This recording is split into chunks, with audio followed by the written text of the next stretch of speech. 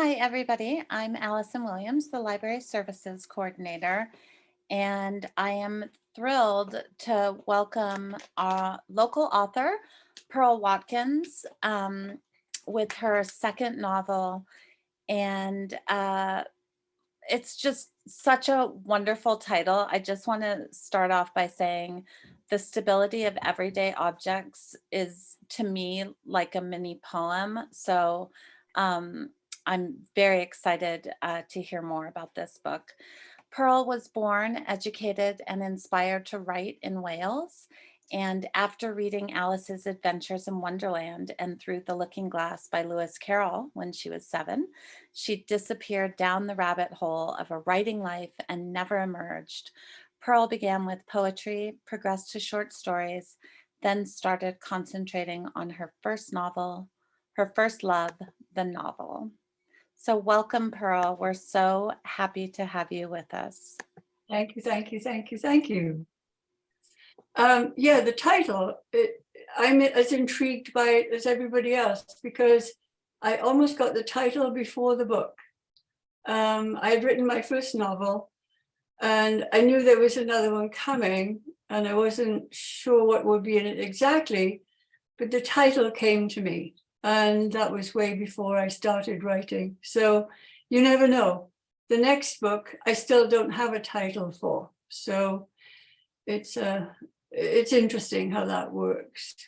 Well, this book, The Stability of Everyday Objects, to talk a little bit about how I write or why I write, at various phases in my life, I am just kind of grabbed by a situation or a series of situations, and they become branded into my brain, like some of the conversations almost verbatim.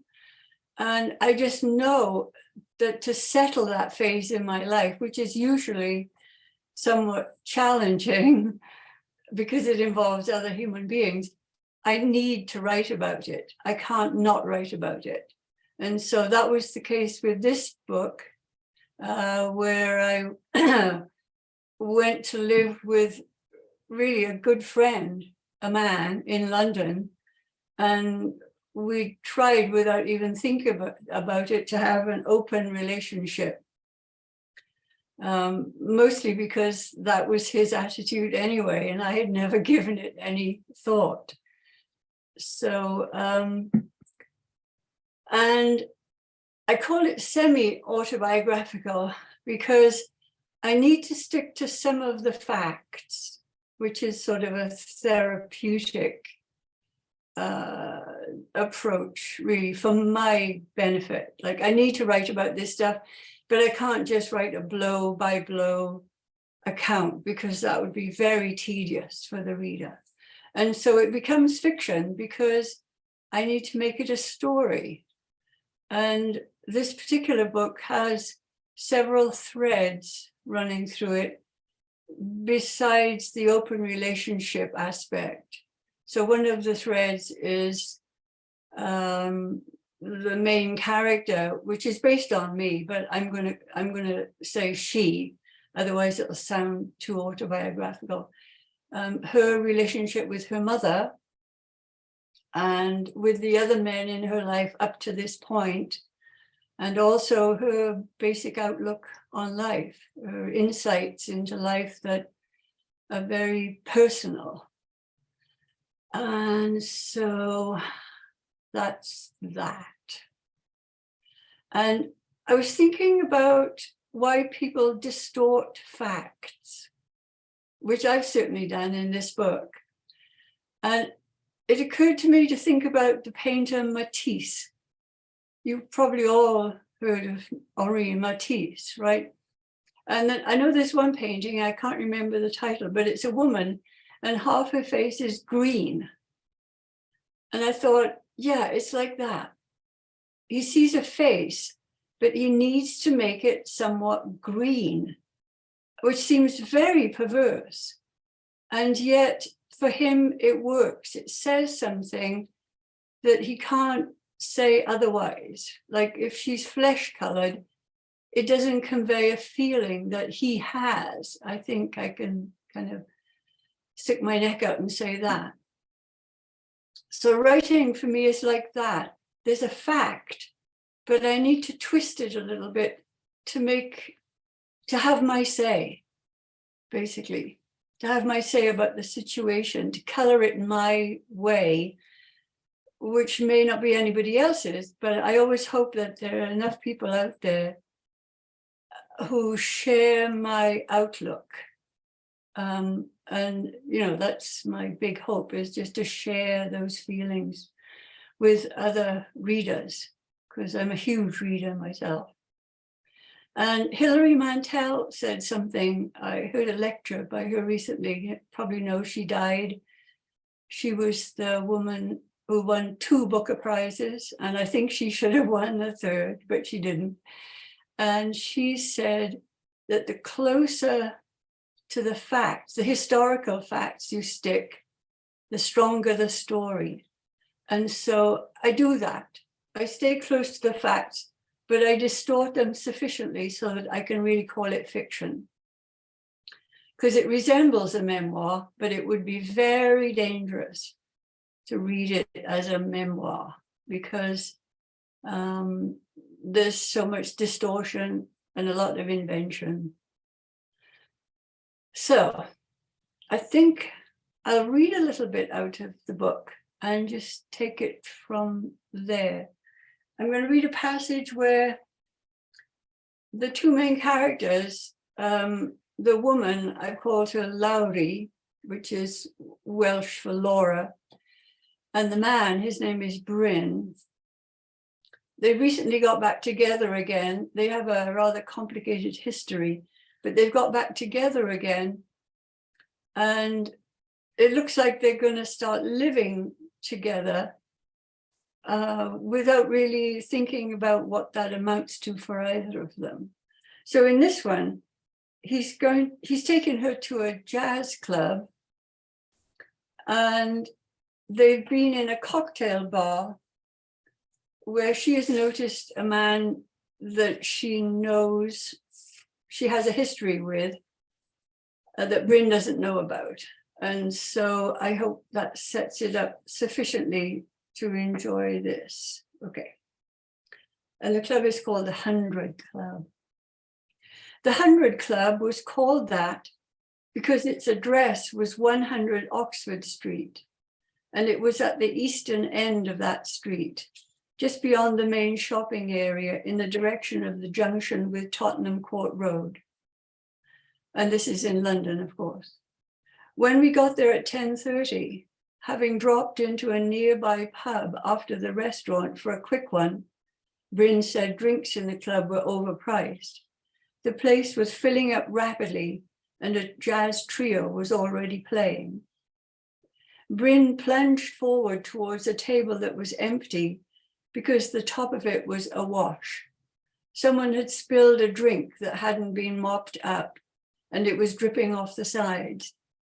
He told me to sit down and claim the table, then made his way to the bar and came back with 2 short drinks on a tray and a pile of thick bar towels. He mopped up the mess, dumped the sodden bar towels on the tray, pushed it aside, picked up his drink. "Cheers," he said, raising his drink a couple of inches before beginning to sip it. "What are we drinking?" I asked. "Whiskey, Johnny Walker, red label. Black label is better, but they don't have it." "Cheers," I said, and sipped. Does anyone actually like the potent, half medicinal, half herbal, primitive, earthy taste of Scotch whiskey the first time they try it?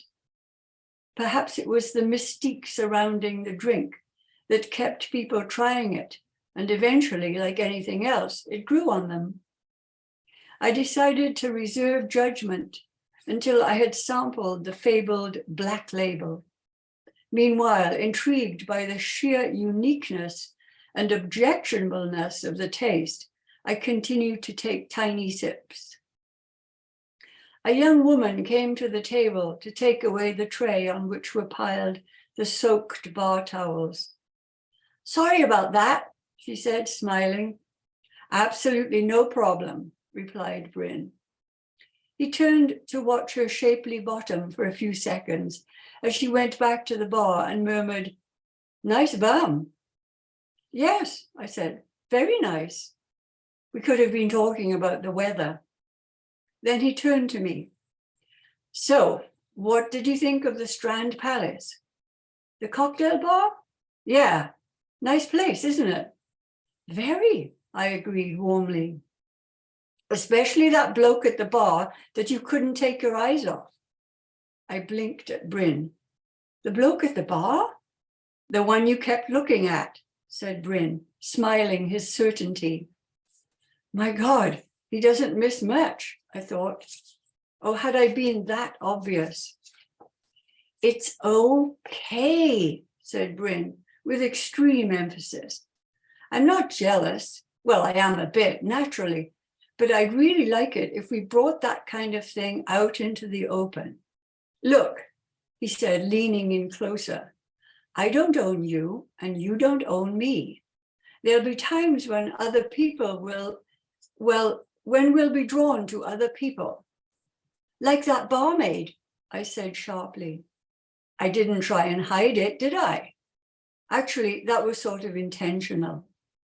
Her bum wasn't that great. I was trying to make a point because you tried to hide the fact that you were looking at that bloke in the Strand Palace and, well, it never works. "I was just looking at him," I protested, feeling uncomfortable because even though it was the truth, it wasn't the whole truth. "I know, it's all right. I was just looking at the barmaid." He put down his drink and reached out to take my hand. "I don't mean to make you feel bad. It's just that, well, it seemed like a good opportunity." "To do what?" I asked, more and more unnerved by the turn the conversation was taking. He released my hand with a parting squeeze before returning to his drink. "It's connected with that book I was telling you about." "Which book?" I asked, even more baffled. "Now is probably not the best moment to talk about it, but that book you pulled off my bookshelf, remember? Open Marriage?" I recalled the book's cover, the title in white block capital letters, and below it the two red hearts, side by side, overlapping with an open door depicted in the overlap area. "I haven't really had a chance to..." I know. He brought his face a little closer so that I could have no doubt that he was in earnest. "Look, I don't want to ruin the evening with a heavy discussion now, but I do want to talk about it, about the stuff in that book. I want to hear what you think, but let's talk about it some other time, yeah? Tomorrow evening?" I nodded. "Sure? Okay, good. Ah, here comes the great man himself." A roaring cheer went up as Don Weller came onto the stage, his huge bulk dwarfing the tenor saxophone that hung around his neck. The golden sheen of the sax was dulled from use and looked more like a piece of machinery than a musical instrument, one that had been handled and even mistreated by sweating, not entirely clean hands. He wasn't a musician, he was a workman, and his work was making music. I persevered with the whiskey. One thing about alcohol, you can rely on the fact that it will change the way you feel. The results are unpredictable, but after a few drinks, one is more or less guaranteed to be in a different frame of mind. And that was exactly what I wanted. I had started out as a character in one play, thinking I knew my lines, my well-thumbed script now at the bottom of my rucksack, and I had ended up in a completely different play with no script at all. I took a bigger swallow of my drink. There had never been a time when I had been more open to new experiences.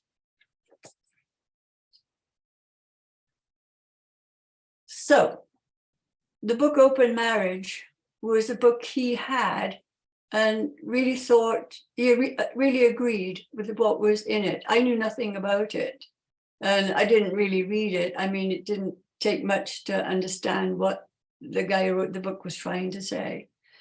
So I find it hard to talk about my work, so I'm sort of drying up a little bit here. So maybe I'm open to questions at any point or to explain further about anything anyone's interested in.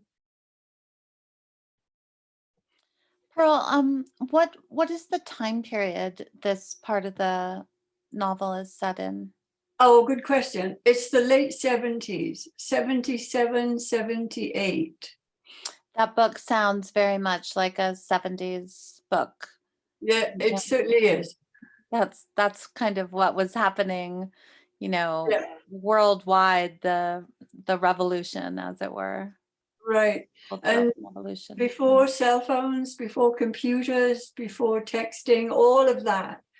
So things moved a little more slowly then for obvious reasons.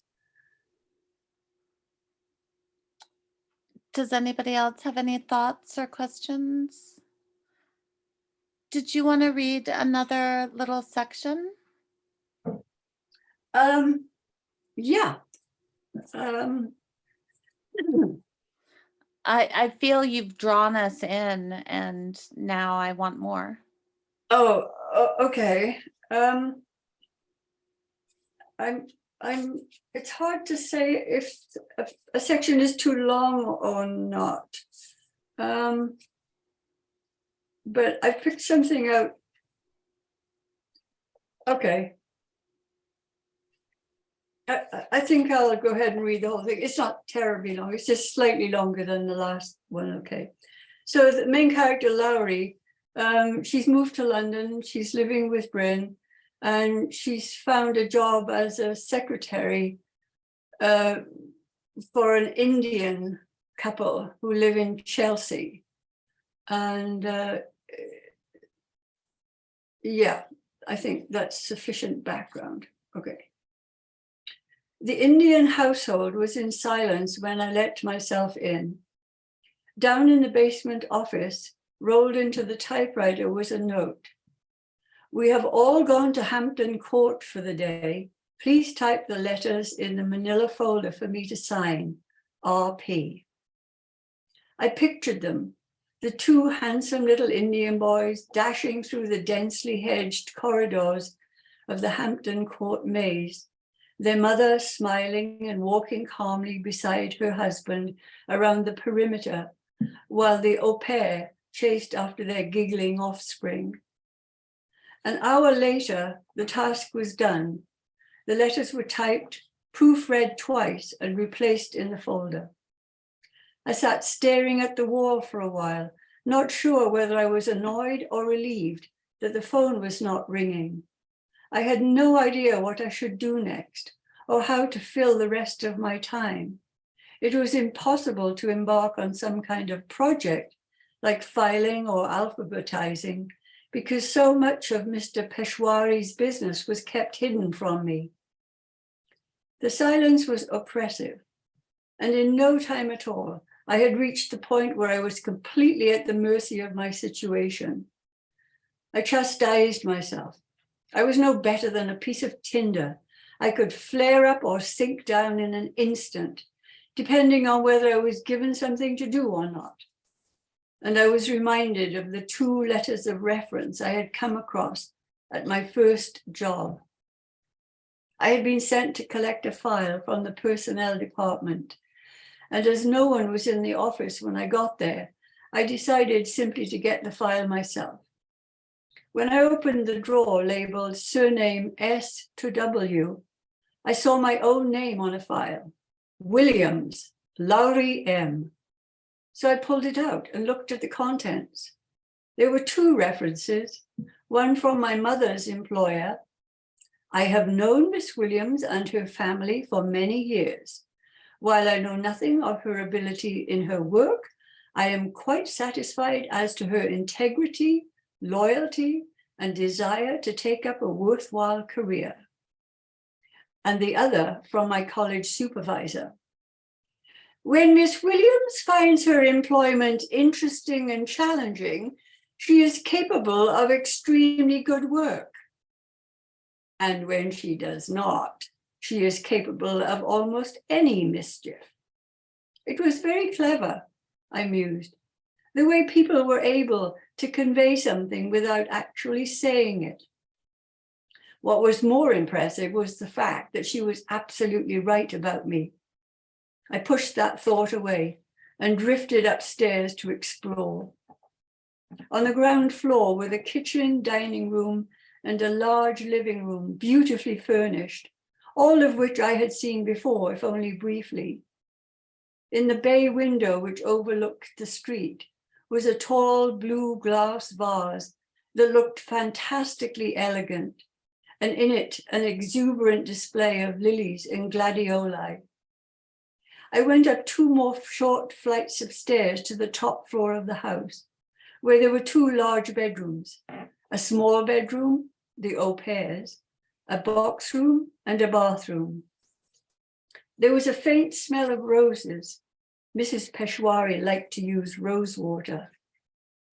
I went into the bathroom and looked at myself in the mirror. A semicircle of tiny, jagged sunbursts sparkled in the top left-hand corner of my field of vision, the beginning of a migraine, which meant an incapacitating headache was not far behind. I opened the bathroom cabinet, hoping to find some paracetamol or Anodin. The shelves were laden with some of the aids available to ease the stresses of modern life. In addition to the ubiquitous Alka-Seltzer, there were 2 kinds of laxative, indigestion tablets, a prescription medicine for high blood pressure, a tube of Savlon, plus the various products indispensable to the upholding of feminine allure. On the narrow top shelf was a wafer-thin white box, about the size of a playing card, with the name of a pharmaceutical company printed across it in light purple letters. It contained, nestling in small clear plastic indentations backed with foil, a dozen round white pills, each with the word "Calm Pose" on it in tiny letters of the same pale purple. So that was her secret, the always cool, calm, and collected Mrs. P. She took tranquilizers. The sparkling sunbursts had subsided, and the inevitable subsequent, all too familiar dull pain was just starting in my temples.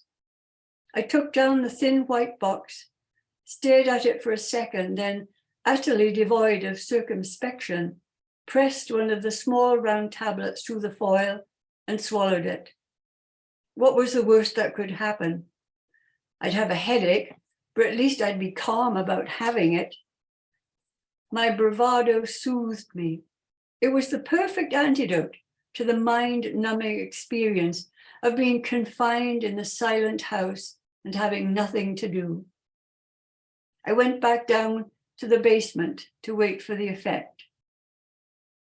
Next to the basement office was a small, peaceful sitting room where Mr. Peshwari liked to lounge on a sofa covered in thick, soft leather the color of sage and have long telephone conversations in Hindi. These were punctuated with "Acha," which meant okay, and the occasional English word, which stood out incongruously as words in one's native tongue always do in the middle of a foreign language, except that a W came out as a V because of his accent. Bubble, bubble, bubble, acha. Bubble, bubble, bubble, British Airways. Bubble, bubble, bubble, bubble, acha. On a low glass-top table in front of the sofa was a pile of glossy magazines. I picked up the copy of Cosmopolitan. On the cover, arranged in a bower around the stunning model, whose unsmiling face with its scornful expression had the perfect smooth skin of an infant, were clusters of short phrases, the tempting morsels of the wonders within. Is he the one? Take our quiz to find out. Catwalk looks at kittenish prices. Conquer your fear of flying high. With detached amusement, I realized I was reading every phrase on the cover of the magazine over and over again. I seemed to be physically incapable of turning the page to look inside. Finally, with a concerted effort, I forced myself to turn to the page with the quiz and reached for a pen. My brain now felt as if it had been wrapped in warm silken clouds, softening the edges of all external stimuli. Overcome by lethargy again, I dropped the pen and lay back with my face against the expensive leather, like a baby settling into its mother's arms. Is he the one? Find out. Take our quiz. There was the one who drove me home after a party, came into my room and made love to me like a rabbit. Then with a groan he came, making me feel like a slot machine. Afterwards, we had a tedious philosophical debate about who was more at fault, because his girlfriend was a pal of mine, not the one. And then there was the one who, frustrated by my black moods, one Friday morning thrust a £5 note into my hand and said, "Here, go and see your mother for the weekend." And the instant I got on the train to Wales, I realized that the trouble lay not with me, but with him and his way of solving problems by throwing money at them. And I knew I had to extricate myself. When I returned and told him it was all over between us, he protested through tears that he wanted to marry me, had saved enough money for a deposit on a house, and I had to look down to make sure my feet were still on the ground. Also not the one. And the one who told me he had perfect pitch. We were on the sofa, listening to a Joni Mitchell song. "What key is this in?" I asked. "E minor," he said in a dismissive voice, as he slid his hand down inside the front of my dress. Not the one. Then there was the one, how could I ever forget him, who blew a loud raspberry in my ear because I was lying so passively on the bed, completely unmoved by his inept advances. Definitely not the one. I felt my face burning against the soft leather of the sofa, so I rolled onto my back and put my arm over my eyes so I could see this horrible man better. I should have slapped him for that disgusting noise he made into my ear. After all, what had he done but turn his pain into my pain?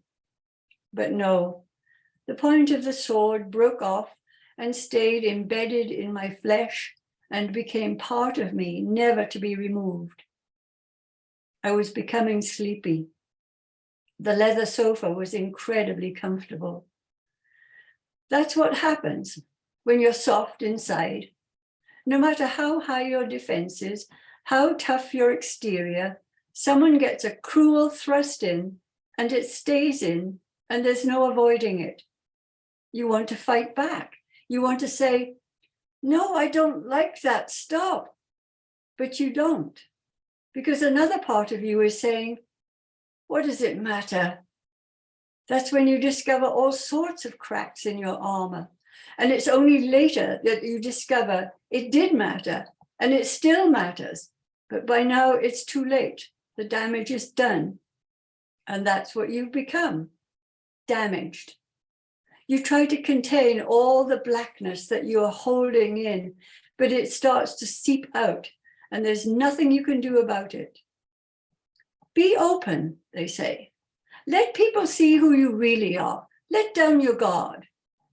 What they don't understand is that you didn't start out with your guard up. You went out into the world completely unprotected, glaringly vulnerable, and you quickly learned that if you wanted to survive, and sometimes you weren't entirely convinced that you did, you needed some kind of armor in order to protect all that softness inside yourself. And your armor had to be very strong, so strong that the weight and thickness of it was sometimes insupportable. It weighed you down, and sometimes you wondered how you were able to bear the burden of it. It occurred to me to wonder what might happen if I took all Mrs. Peshwari's little white pills. I would perhaps expire right here on the luxurious sage-colored leather, with my memories spread out in my head like a full hand in a card game. And there would be no more of those who were not the one. No more need for armor, no more pain. I shifted into an even more comfortable position on the sofa and sighed. There had been one, perhaps the one, but there wasn't any more.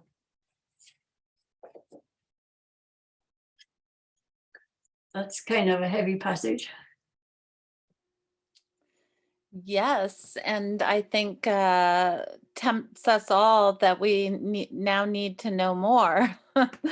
So I definitely cannot wait to read the book in entirety. Does anybody have any questions, comments, or thoughts on what we've heard so far? Well, I didn't hear all of it, Pearl, but it's Joan, and I'm Oh, hi, Joan. hi, and I was glad to hear you read that section, and I thought, oh yeah, you did the little nice writing thing of the intro and how it was going to kind of move on to taking the pill, and the first person says, you're saying, oh, I can make my life interesting.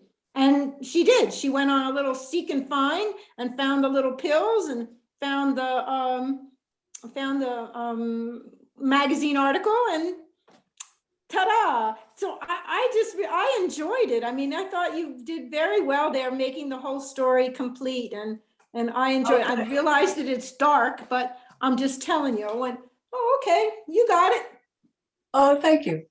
You're welcome. You're welcome. I haven't finished the book yet. I have, I don't know, maybe 50 more pages, and I'm enjoying it. Okay. Thanks, Joan. Anybody else? Can I say something? Of course. I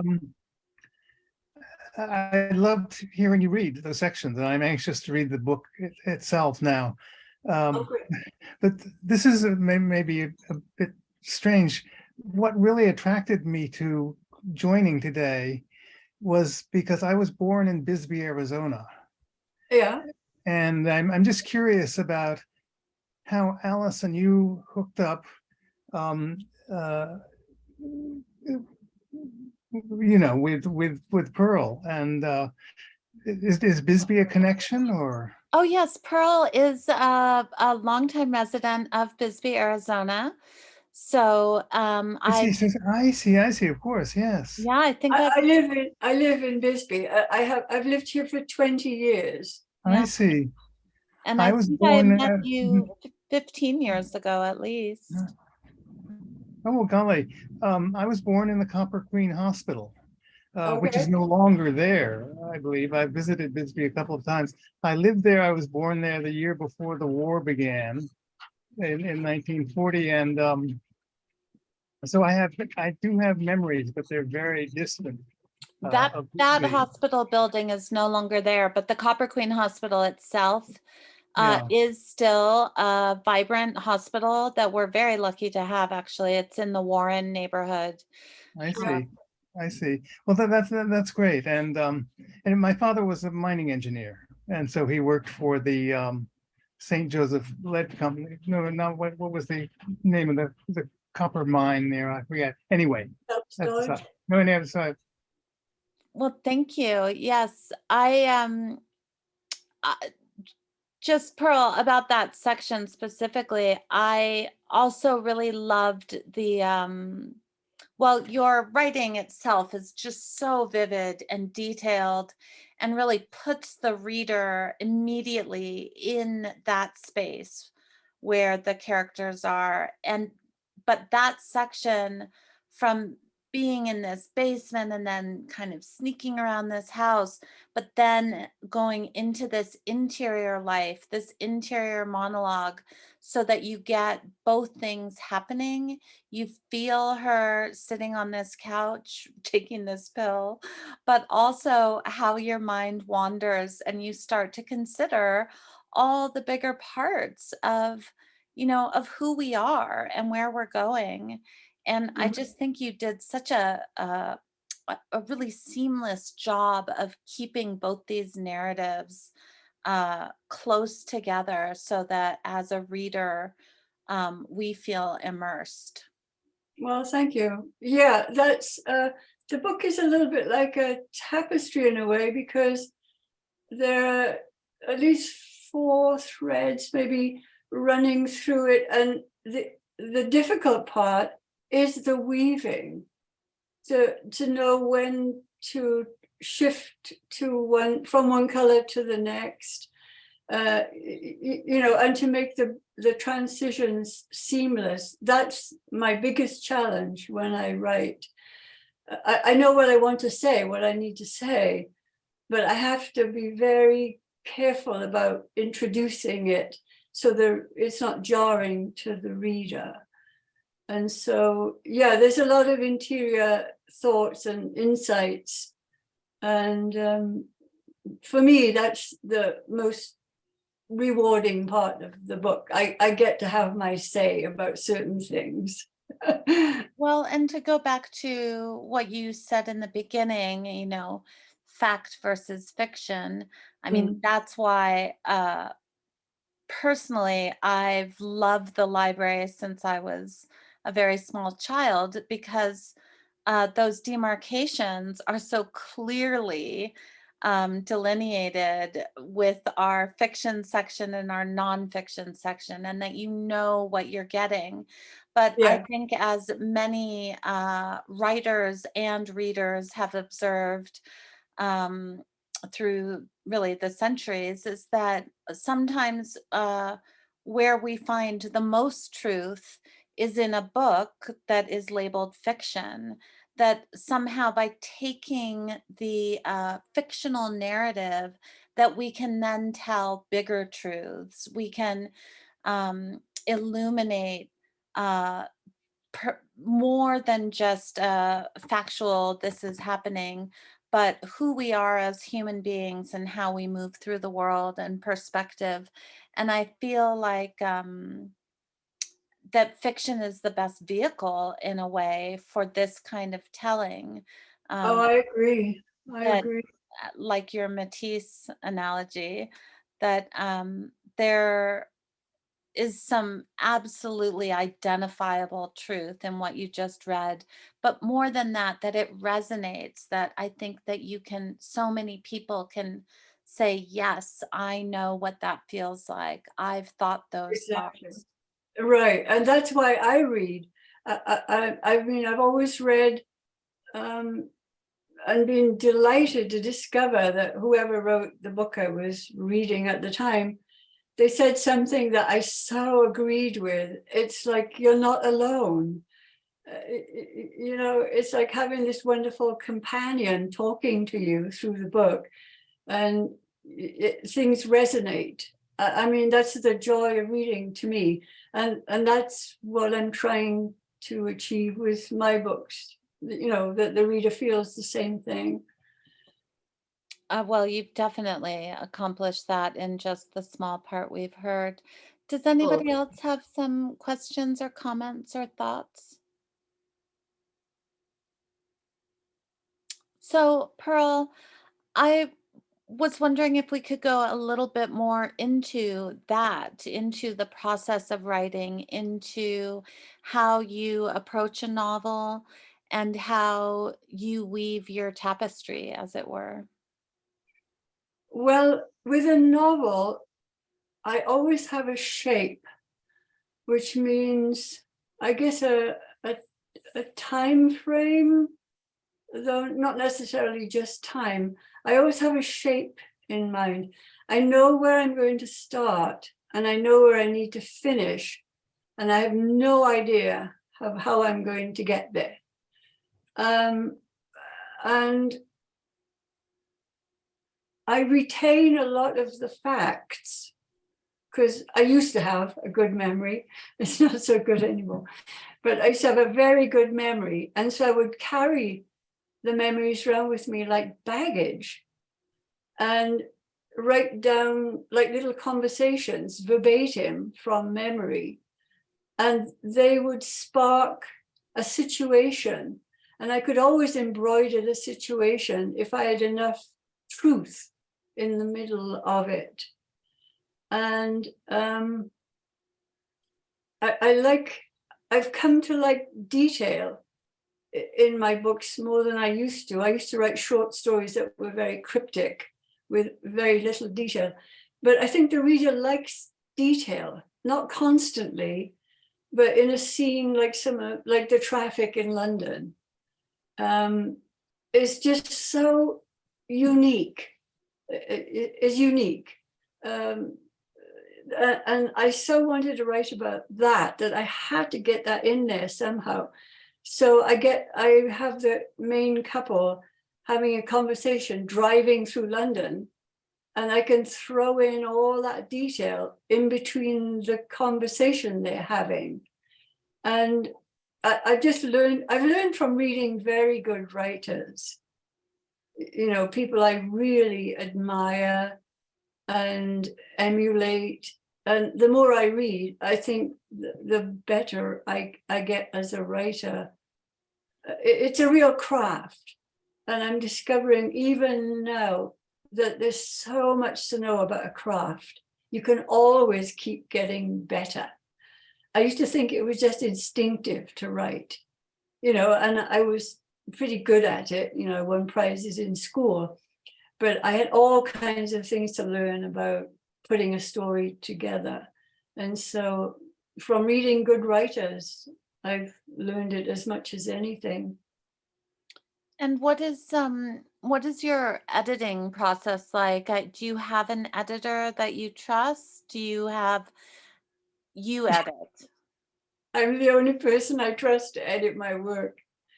I know what I want to say, and I'll hammer away at a sentence for like hours, because I know what I want to say, and I have all the words, you know, like in a puzzle or something, and I put them in various kinds of order, and it's not quite it.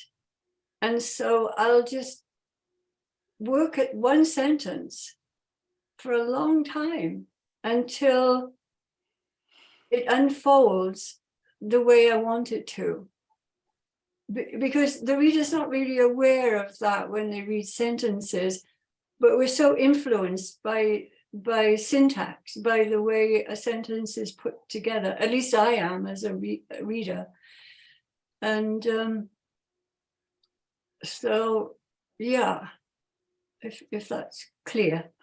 Definitely. My grandfather was friends with Ray Bradbury, and this is a story that my father told me, so I can't definitively say that it's exactly factual, as they say, but it is a family story. My father went with my grandfather to the house, and he was waiting outside the office, but then Mr. Bradbury said he could come in. And so my father asked him a question about writing, and Ray Bradbury, who at that time, you know, he was typing his manuscripts, and he told him that he never rewrote, he never edited, that he did not put the next word in the sentence until he was sure that that's the word that he wanted to use. So whether this is exactly how it happened, the story itself has really informed me as a writer about process, about the time you take in figuring out exactly what you want to say and how you want to say it. Now, of course, we're in the 21st century where we have word processing and printers and computers, and Mhm. perhaps Ray Bradbury would have just typed away if he had access to all of what we have access to. Yeah. I think I used to read this, writing is all about rewriting. And I used to think, oh, I'm not sure I believe that. But I absolutely believe it now. Because I'll do a draft and I'll be satisfied with the draft because I've got it out. But then that's when the work begins. When you have that first draft, at least it is for me, like you have the bare bones, as it were, and then you have all this flesh to put on it. That's a wonderful description. I hope there are other writers listening who also, um, can learn from this. I really love hearing about process from artists, Yeah, I do too. it's just really fascinating, and I think it really, in a situation like this, it's always wonderful to be informed as a reader beyond the book that we hold in our hands. Mhm. Does anybody else have any thoughts, questions for Pearl, comments? Don't be shy. Well, I just want to thank everybody for joining us this evening. Pearl, do you have any last thoughts or comments? Well, it was just delightful to be able to do this and to kind of open up the audience a little bit, expose my work a little bit more, because I'm not a great one to promote my work, but I love reading aloud. I always have, anybody's work, not just mine. And so it's kind of thrilling when it is my work. And so I'm really grateful. And thanks everybody for joining and listening. And the Stability of Everyday Objects is available at the Copper Queen Library. We have 2 copies, although they might both be checked out, but you can put a copy on hold, or Pearl, you can order on Amazon, is that correct? Right, yeah. And I'm soon going to put it in the bookstore in Bisbee, in the convention center. Bisbee Books and Music. So you can Yes. order from Bisbee Books and Music as well, if you'd Yeah. like your own copy. And which I highly recommend. I started reading it, but then I had to check out that copy. So I can't wait to get my own copy. And I just want to thank all of you for joining us this evening, but especially Pearl, not just for sharing your novel with us, but congratulations, really congratulations on um, the act of writing your novel, but also, when it's published, when that cover is final and it's printed and it's an object, an everyday object, right? That book, it's in your hand. And Yeah. it's like giving birth, right? So congratulations on your new novel. We're so thrilled to have you join us this evening. Thank you. Thank you so much. Thank you. Thanks, everybody. Bye. Pearl. Thank you. Bye. See you around.